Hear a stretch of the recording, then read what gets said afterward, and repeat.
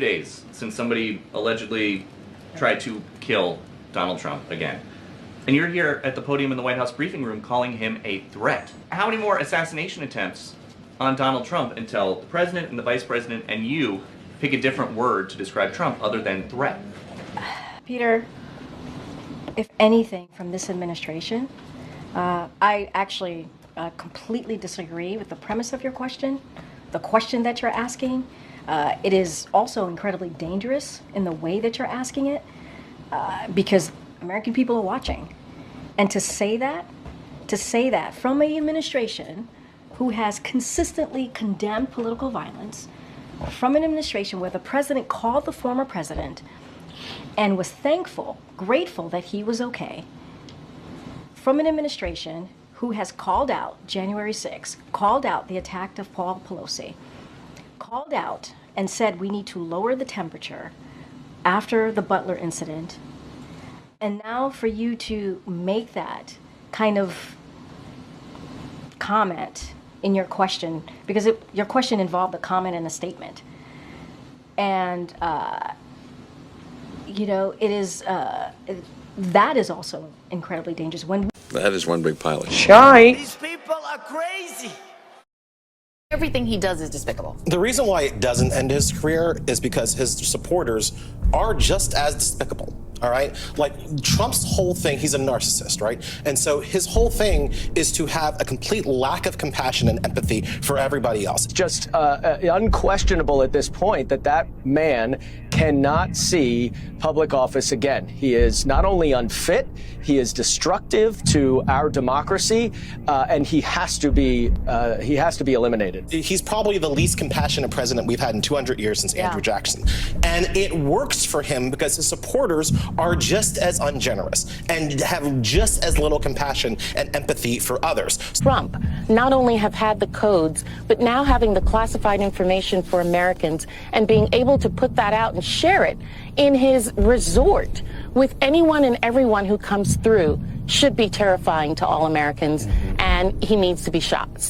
He needs to be stopped.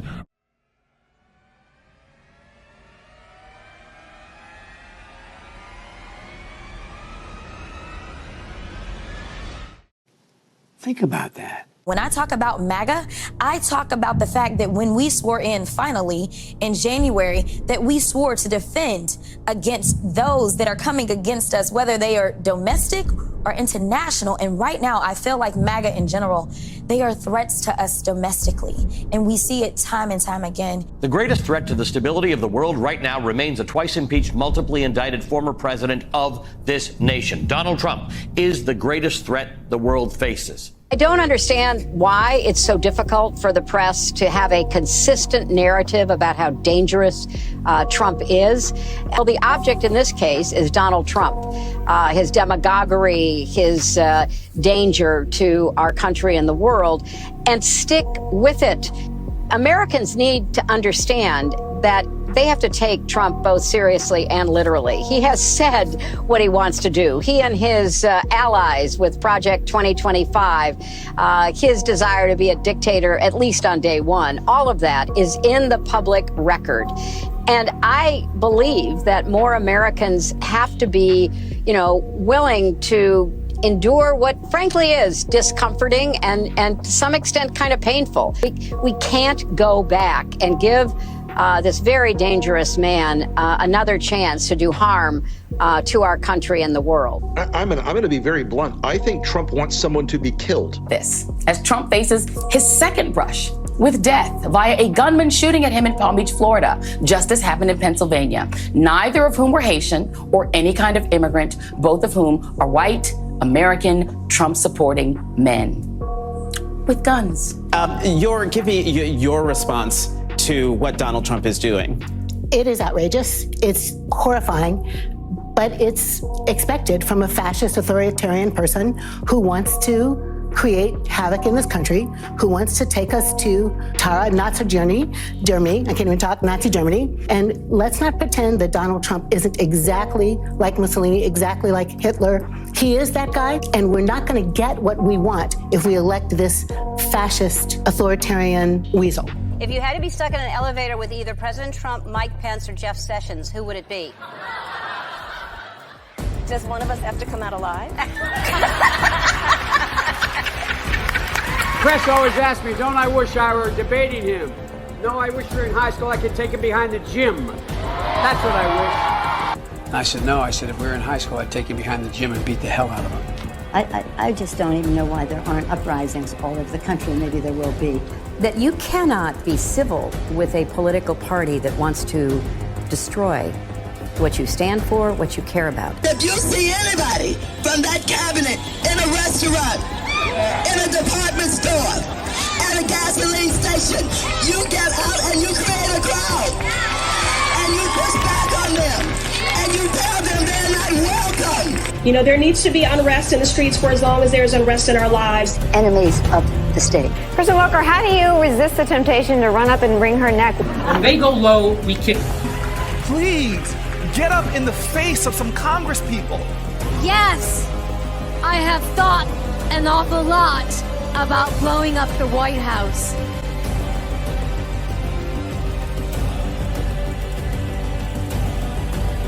Are you sick and tired of your calm, peaceful life? Are you sleeping too well at night? Is your city too safe? Well, not anymore. Introducing Democrats. Politicians so incompetent they'll fill your neighborhood with riots, looting, rampant violence, and even homelessness. The secret is a special blend of corruption and good old-fashioned stupidity. No more pesky law and order. When Democrats are in charge, nobody's safe. Simply vote for Democrats, sit back, and watch your neighborhood burn to the ground. But wait, vote for Democrats now, and they'll include rolling blackouts, election fraud, cancel culture, taxes, and more taxes. Democrats, bringing chaos right to your front door. Left almost immediately started blaming Donald Trump for the second attempt on his life, saying his rhetoric is the reason an assassin targeted him. Trump pushing back with a detailed list of instances Democrats used extreme rhetoric towards him. So is political rhetoric to blame for the assassination attempts on Trump, Ashley Strohmeyer? Yeah, I honestly do think that. I mean, when you look at the Democrat side, they're the ones calling for uprisings and unrest in the street. They're calling him Hitler, but yet the guy who is getting shot at is the problem. So really, who's the problem? Direct their force at peaceful protesters. The vast majority of the protests have been peaceful. And they're going and just pulling people off the street to make it seem like there are problems going on when all that's happening are peaceful protests. On our peaceful protesters' ability to get out at night. Most of these protests have been peaceful. I applaud these protesters. The majority of these protesters are peaceful. They have been peaceful for weeks. It has continued, for the most part, peaceful. It was peaceful. We had a number of peaceful protests. The former president has been here at his Mar-a-Lago resort and surrounded by heavy security through the day and posting online. The rhetoric lies as exemplified by the false statements made by Comrade Kamala Harris during the rigged and highly partisan ABC debate, and all the ridiculous lawsuits specifically designed to inflict damage on Joe's, then Kamala's political opponent, me, has taken politics in our country to a whole new level of hatred, abuse and distrust. Because of this communist left rhetoric, the bullets are flying, and it will only get worse, he wrote. The election is 50 days away, and by the week, the language, the messaging, the events seem to be ever more alarming. When was the last time an actor assassinated a president? Where is John Wilkes Booth when you need him? I believe that Trump poses a fundamental threat to America. Trump is as destructive a person in this century as Hitler, Stalin, and Mao were in the last century. President Trump is dangerous to America and the future of America. We need to articulate the fact that Donald Trump is a danger to America. He must go. He is a clear and present danger to the nation. Donald Trump is a fascist leader, and he's mobilizing his forces. Donald Trump is a genuine threat to this nation. He's a threat to our freedom. He's a threat to our democracy. He is not only unfit, he is destructive to our democracy, and he has to be eliminated. The existential threat to the United States of America is Donald Trump. I see Trump as a danger to our democracy. and I see him as a self-proclaimed fascist. Trump is an existential threat to the future of America. David Aronovich, who presents Radio 4's Briefing Room show, took to X/Twitter and wrote, "If I was Biden, I'd hurry it up and have Trump murdered on the basis that he is a threat to America's security." Yeah, we're here to say fuck Trump, fuck MAGA, the whole agenda, the whole fascist. What do you think about the attempted assassination of Donald Trump on Saturday?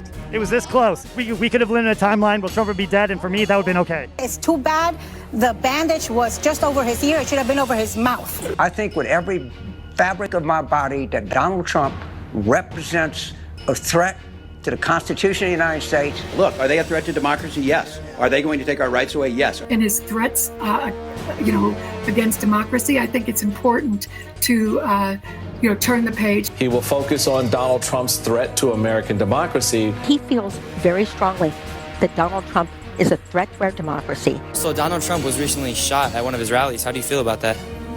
I wish he would have gotten shot in the forehead. Donald Trump is dangerous, and because he's dangerous, Project 2025 is dangerous. Donald Trump is a loser.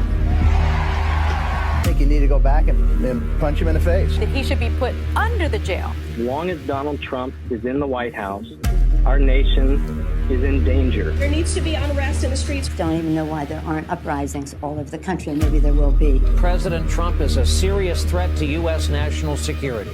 Have to stand up against it and fight them. Allegedly told the Secret Service he had driven from California to Las Vegas on June 16th to kill Trump. Joe Biden becomes U.S. president, but how dangerous does Donald Trump remain? What's going on in the Trump movement is terroristic. It's Mad Max. This is the insurrectionist president. How dangerous Trump will remain. President Trump is a con man. This is a dangerous person and evil. A man dressed to look like President Donald Trump gets stabbed to death on stage. There's an extremist movement, the MAGA movement. He's a punk, he's a dog, he's a pig, a mutt, this fool, this bozo. It makes me so angry. What else do you suggest? Murder. I will shoot Donald Trump Sr. and Barron Trump straight in the face. If reelected, he will be a dictator. And we cannot let that happen. Should never again have the chance to stand behind a microphone. I mean this from the bottom of my heart. Trump is a threat to this nation. I got a bad feeling about this. Second apparent attempt on former President Trump's life, this time the incident on his own golf course in Florida. A federal investigation into the alleged gunman and his motive just beginning. NBC Bay Area's Marianne Favreau has been following this story for us all night and joins us live in the newsroom with what we know right now. Marianne. Terry, sources close to the investigation have identified the suspect as 58-year-old Ryan Wesley Routh. He was taken into custody, and it wasn't his first run-in with the law. Why does this keep happening? Department of Corrections records show Routh was convicted in 2002 of possessing a weapon of mass destruction, and he had dozens of other criminal complaints filed against him in North Carolina.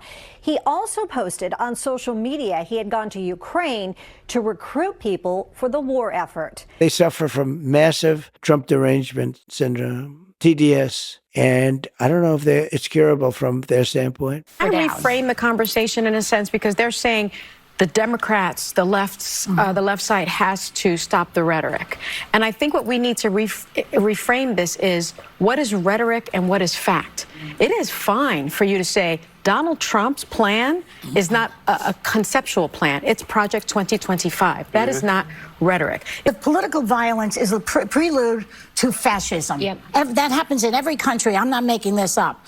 And it's time for Cruz, Lindsey Graham, Mike Johnson, and Mitch McConnell to step up and be men. The difference is Donald Trump is one of the most powerful figures in America. He would very well be the president again. He is the only person with that level of responsibility and platform who's not holding himself accountable to how he's fed this rhetoric.